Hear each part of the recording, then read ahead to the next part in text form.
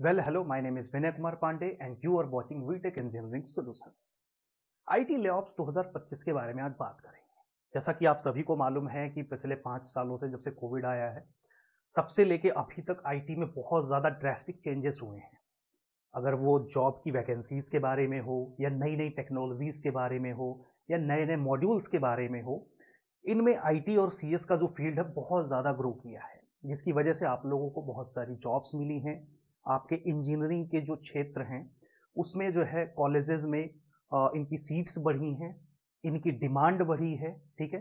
Demand बढ़ी है तो सप्लाई बढ़ी है, जिसकी वजह से बहुत सारे इंजीनियरिंग कॉलेजेस बने। इंजीनियरिंग कॉलेजेस में उनके ब्रांचेस ऐड हुए। अब इंजीनियरिंग कॉलेजेस में उनके ब्रांचेस ऐड होने के बाद जब डिमांड और बढ़ी, तो क्या हुआ कि सीएससी में और आईटी में इन्होंने क्या किया है कि अलग ब्रांचेस क्रिएट कर दिए हैं, जैसे कि इनके जो स्पेशलाइजेशंस होते थे, लाइक सीएससी आईटी था, ठीक है?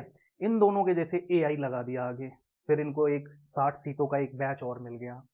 एआई एमएल में यूज कर लिया, डेटा साइंस ऐड कर लिया, ऐसे करके ये सीएससी के ही मल्टीपल जो है ब्रांचेस चला रहे हैं। अपने कॉलेजेस में सीटें इन्होंने इंक्रीज की है। रीजन बिहाइंड, डिमांड बहुत ज्यादा था तो भाई सप्लाई तो करना ही पड़ेगा। बट आज के टाइम पे लास्ट ईयर का भी डेटा देखा जाए और इस साल का भी अगर डेटा देखा जाए, तो मैं बात कर रहा हूँ आईटी लेऑफ 2025 की। जब से जनवरी स्टार्ट हुआ है, 2025 से स्टार्ट हुआ है, तो आईटी में लेऑफ्स फिर से स्टार्ट हुए हैं। तो मैं अक्सर न्यूज़ में देखा करता हूँ ये आर्टिकल कि आईटी में जो है बहुत ज़्यादा इन्फ्लेशन रेट जो है बढ़ रहा है, लेऑफ्स बहुत ज़्यादा हो रहे हैं। तो मैंने सोचा कि इस पे एक वीडियो आपको अवेयर करने के लिए बनाना बहुत ज़रूरी है। तो मैंने जनवरी फरवरी और जो है हाफ मार्च कंप्लीट हो चुका है, अप्रॉक्सीमेट अब 2.5-3 महीना काउंट कर सकते हो इसको। इन बिटवीन किन किन कंपनियों में और कितने मार्जिन में ले ऑफ हुआ है और उसका रीजन क्या है, देखिए मैंने जो सर्च किया है उसके अकॉर्डिंग मैं आपको बताऊं कि बड़ी बड़ी कंपनियां जैसे इन्फोसिस है, ठीक है, मेटा है, मेटा में आ जाता है आपका, मेटा के ही थ्रू, मतलब मेटा ही कंपनी है आपका, व्हाट्सएप, फेसबुक, इंस्टाग्राम, ये सारी चीजें कंबाइन होके मेटा ही चलाती है, तो मेटा वो कंपनी है। माइक्रोसॉफ्ट को आप जानते ही होंगे, अमेजोन हो गया, गूगल हो गया, फ्लिपकार्ट में थोड़ा कम है तो उसको अभी मैंने इसमें नहीं ऐड किया है।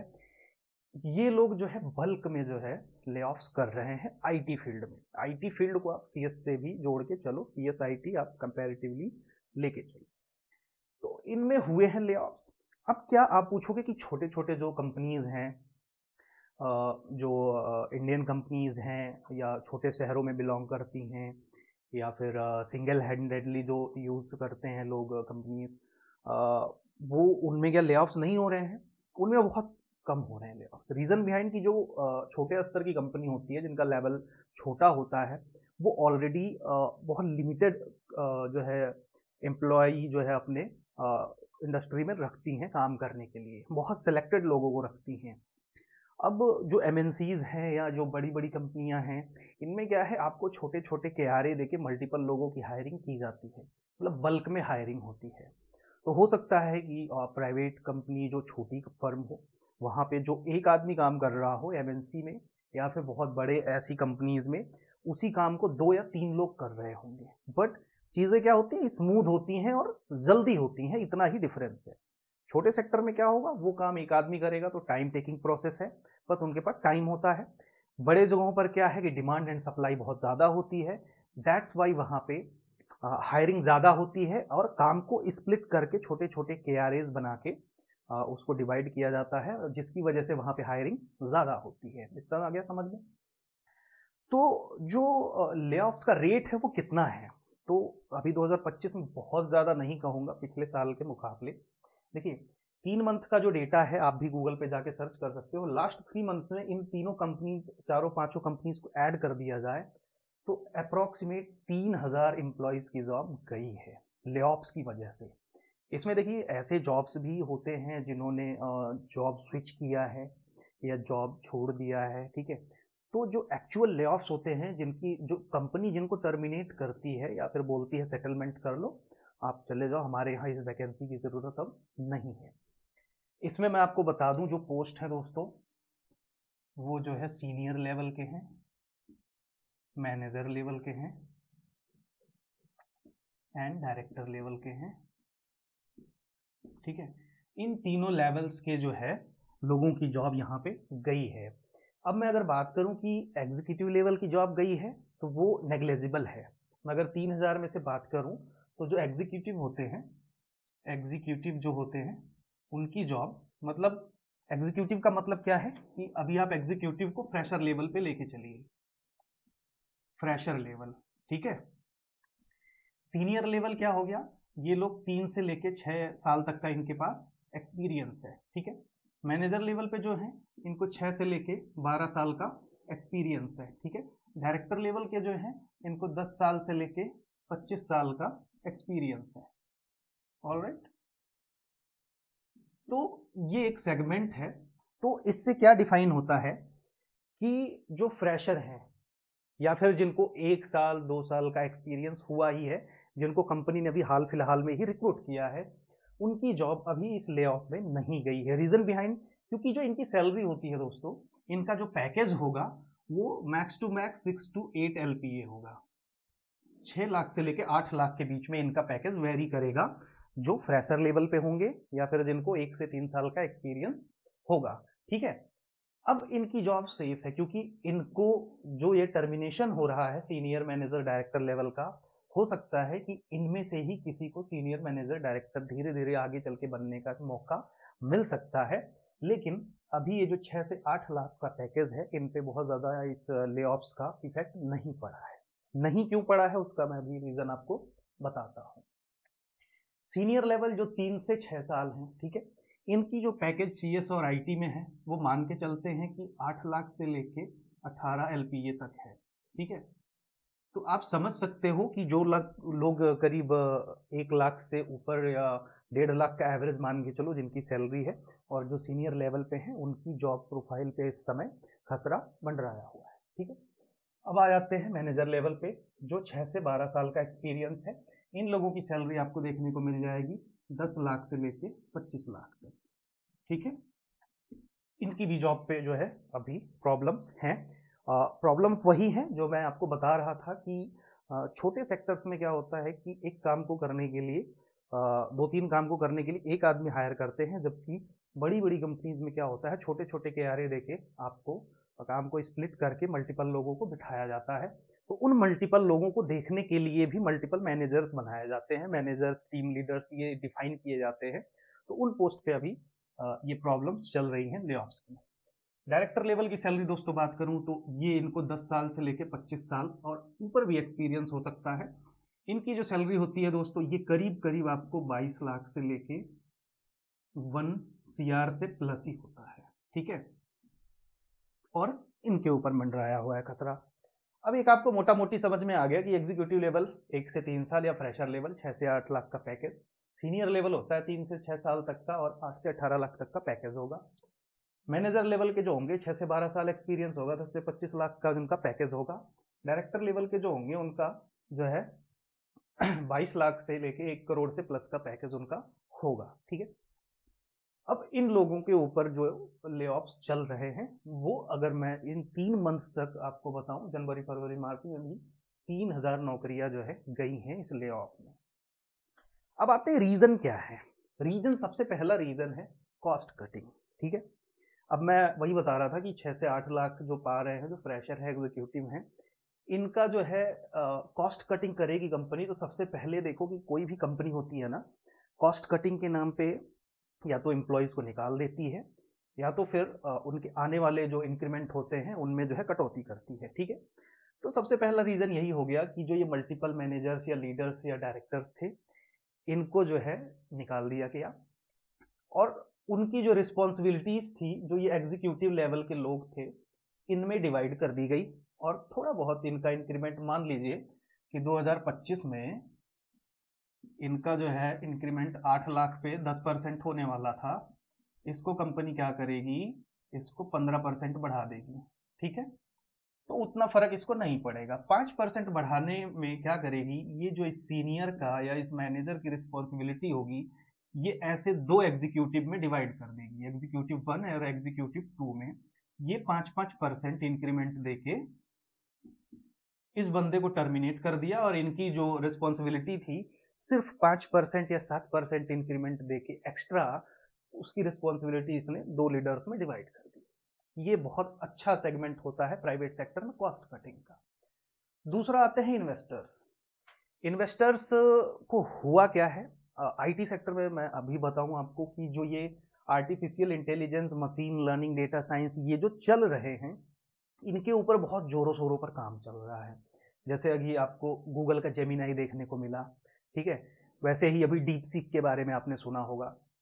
तो इन पे बहुत ज्यादा रिसर्च चल रहा है। इन्वेस्टर्स क्या कर रहे हैं, ये एआई और डीप सीक जैसी चीजें जो बना रहे हैं ना, एआई से, गूगल जेमिनाई से जैसी चीजें बना रहे हैं, ऐसे मल्टीपल एआई से रिलेटेड थिंग्स को ये क्रिएट करने में, उसके ऊपर बहुत ज्यादा फोकस किए हुए हैं। तो सारा पैसा ये वहां इन्वेस्ट कर रहे हैं उस मॉडल को बनाने में। अब एआई मॉडल बनाने में एक प्रॉब्लम जो आएगी वो ये है दोस्तों कि जो जॉब है, एंट्री लेवल की जो जॉब है, जो डेटा एंट्री लेवल की है, जो बैकएंड लेवल की है, इन सब लेवल्स की जॉब पे ना बहुत खतरा है जो है एआई की वजह से। जो डेटा एंट्री करते थे, जो चार्ट बनाते थे, पाइवट टेबल यूज करते थे, है ना, और वी लुकअप यूज करते थे, तो ये ऐसी एग्जीक्यूटिव लेवल की जो जॉब है या कुछ मैनेजरियल लेवल की जॉब है जो जो बैकएंड में हुआ करती थी, उन पे जो है खतरा एआई की वजह से है। लेकिन कितना खतरा है मैं बता दूं, अगर अगर एआई की वजह से 100 जॉब है, तो मान के चलिए कि 30% जो जॉब है ना, वो जाने वाला है। और वो जाने वाला है सिर्फ बैकएंड प्रोसेस के लिए। रीजन बिहाइंड, क्योंकि जैसे कस्टमर से कोऑर्डिनेशन है आपका, तो कोऑर्डिनेशन की तो जॉब जाएगी नहीं, उसके बारे में हम आगे इसमें बात करते हैं, ठीक है। तीसरा पॉइंट है हमारा कंपटीशन का। अब एआई में आ गए हम, ठीक है, मशीन लर्निंग में आ गए। अब क्या है कि कंपटीशन बढ़ रहा है कि किसके पास अच्छा एआई मॉडल है, ठीक है। तो इस कंपटीशन की वजह से क्या हो रहा है कि कंपनियां कॉस्ट कटिंग कर रही हैं, ठीक है, वो भी एआई की तरफ मूव करना चाहती हैं। अब कंपटीशन है, कंपटीशन क्या है कि मल्टीपल कंपनियां हैं, ठीक है, कंपनी ए है, बी है, सी है, डी है, ठीक है। इसने कोई प्रोडक्ट 50 रुपए में बेचा, इसने 60 में बेचा, इसने 70 में बेचा, इसने 80 में बेचा, प्रोडक्ट की क्वालिटी लगभग लगभग सेम है, ठीक है। अब क्या है कि जो ये कस्टमर है या व्यूवर है, जैसे मैं हूं कोई कस्टमर, तो मैंने इससे भी लिया, इससे भी लिया, इससे भी लिया, इससे भी काम कराया, मैं चारों से सेटिस्फाइड हूं, ठीक है। तो नेक्स्ट टाइम मैं क्या करूंगा, अब मैं कॉस्ट कटिंग करने की जब सोचूंगा तो मैं चाहूंगा कि इसके पास जाऊं, ठीक है। तो अब इन लोगों को क्या लगेगा कि मेरे कस्टमर्स जो है वो बहुत छोटे से मार्जिन की वजह से, ये बहुत ज्यादा डिफरेंस नहीं होता है, मान लीजिए इन दोनों के बीच में 10 रुपए का मार्जिन है, तो मैं जो हूं, मेरे पास 1 लाख काम है अगर, या 1 लाख क्वांटिटी में कुछ बनवाना है, तो मेरे लिए 10 रुपए मायने रखता है। तो बहुत छोटा सा छोटा मार्जिन भी मायने रखता है। तो ये जब यहां मूव करेगा 50 रुपीज वाले के पास परमानेंटली, तो इन लोगों को अपनी कॉस्ट कटिंग करनी पड़ेगी, चाहे वो प्रोसेसेस में करें या एआई की तरफ मूव करें, जिससे उनके प्रोसेस और स्मूथ हो, जिसके लिए अभी इन्वेस्टमेंट हो रहा है, बट बाद में चीजें सस्ती हो जाएंगी। तो इस वजह से भी ले ऑफ जो है किए जा रहे हैं। अब बात करते हैं कि सीएस और आईटी में किस किस टाइप्स के जॉब्स होते हैं जिन पे खतरा है और नहीं है। जैसे देखिए, एक होता है कोर जॉब। कोर जॉब में जैसे एक मैं बता दूं, कोडिंग हो गया, कोडिंग एआई भी कर सकता है, ठीक है, एआई कर सकता है, बट अभी ये एआई कोडिंग कर रहा है, बट उसका यूज हम इंडस्ट्री में नहीं कर रहे हैं, क्योंकि हमें अभी एआई को और ज्यादा ट्रेन करना पड़ेगा, उस लेवल पे नहीं है कि इसके द्वारा किए गए कोडिंग को हम सीधा प्रोडक्ट को बना दें, ठीक है।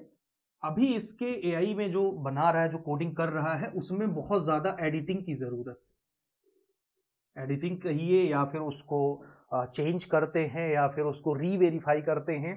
तो अभी कोडिंग की जॉब में ये अभी हावी नहीं है। तो जो कोर जॉब्स हैं आपके, वो अभी तो सेफ है, नेक्स्ट 5 ईयर तक तो कम से कम सेफ है। बहुत इजी प्रोफाइल होती है, जैसे मैं अगर बात करूं कि फ्रेशर लेवल पे है, फ्रेशर लेवल पे बल्क हायरिंग हुई, ठीक है, और बल्क हायरिंग में आपको 200-250 एम्प्लॉयज को जो है किसी कंपनी ने हायर कर लिया, और उसका टारगेट बस इतना ही रहता है कि अपने प्लेसमेंट को उसको दिखाना है कि हमने इस साल, जैसे मान लेते हैं इन्फोसिस है, इसको इस साल दिखाना कि 5,000 लोगों को इसने प्लेसमेंट लिया है। तो क्या करेगा, 1 साल के लिए आपको हायर कर लेगा, बल्क हायरिंग में 2000, 3000, 200, 300 जितने भी है हायरिंग कर लेंगे।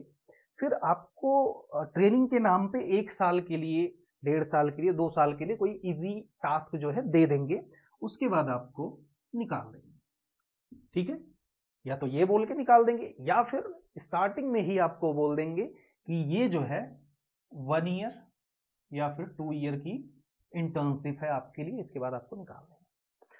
दूसरा होता है कि किसी कंपनी में और आप हो तो आपको खुद लगता है यार कि मेरी प्रोफाइल ना कितनी मायने रखती है, कितना वेटेज है इस कंपनी में मेरी प्रोफाइल का। अगर वेटेज नहीं है तो वो इजी प्रोफाइल है और आपके जॉब पे खतरा कभी भी आ सकता है। तीसरा मैं बात कर रहा था बैकएंड का। बैकएंड में बहुत ज़्यादा डेटा एंट्री का भी काम होता है। कस्टमर कोऑर्डिनेशन पे आ जाते हैं।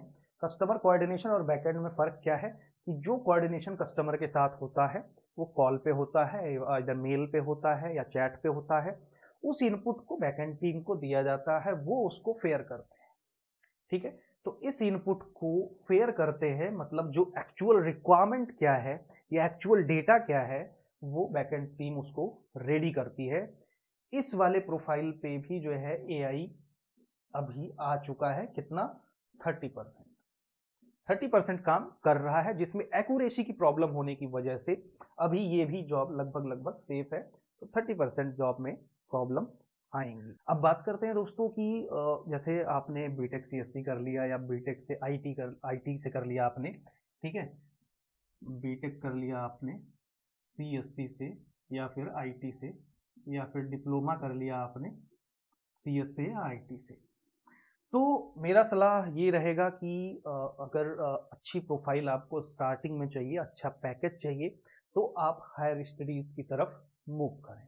जिससे कि मान लीजिए कि आपने डिप्लोमा किया और 2025 में आपने जॉब कर लिया, आपको मिल गया 5 लाख पर एनम का पैकेज। ठीक है, 5 साल आपने काम किया और आपका जो सैलरी हो गया वो हो गया 10 लाख पर एनम का। ठीक है, अब यहीं पे आ जाते हैं, आपने डिप्लोमा किया प्लस बीटेक कर लिया और उसके बाद 3 साल और आप जॉब कर लिए, तो लगभग 12 लाख पर एनम पे आप पहुंच जाएंगे। रास्ता वही है, बट डिग्री और एंट्री का जो है डिफरेंस है। यहां से एंट्री आपको कम की मिलेगी, यहां से एंट्री आपको ज्यादा की मिलेगी। यहां से आगे बढ़ने के जो प्रमोशंस होते हैं वो कम मिलेगा, यहां से आगे बढ़ने का प्रमोशंस बीटेक के बाद आपको ज्यादा मिलेगा। तो अगर आपने डिप्लोमा किया हुआ है तो आप बीटेक की तरफ जा सकते हैं, और बीटेक किया हुआ है तो आप एमबीए या फिर एमटेक की तरफ जा सकते हैं। तो ओवरऑल इस वीडियो को बनाने का मोटिव ये था कि आप लोगों को पता चले कि एक्चुअल में जो जॉब जा रही हैं उसका रीजन क्या है और कितने जॉब गए हैं, और सीएस और आईटी में किस किस तरीके की प्रोफाइल एग्जिस्ट करती हैं, और किन किन एग्जिस्टिंग प्रोफाइल में खतरा है अभी लेऑफ्स का, किसमें नहीं है, कितने ईयर्स के एक्सपीरियंस के बाद क्या लेवल होता है और कितना पैकेज अप्रॉक्सीमेट होता है। तो आई होप दोस्तों ये वीडियो आप लोगों को पसंद आया होगा। मिलते हैं किसी और ऐसे ही इंफॉर्मेटिव वीडियो के साथ, तब तक के लिए अपना बहुत सारा ख्याल रखिएगा। Take care, bye.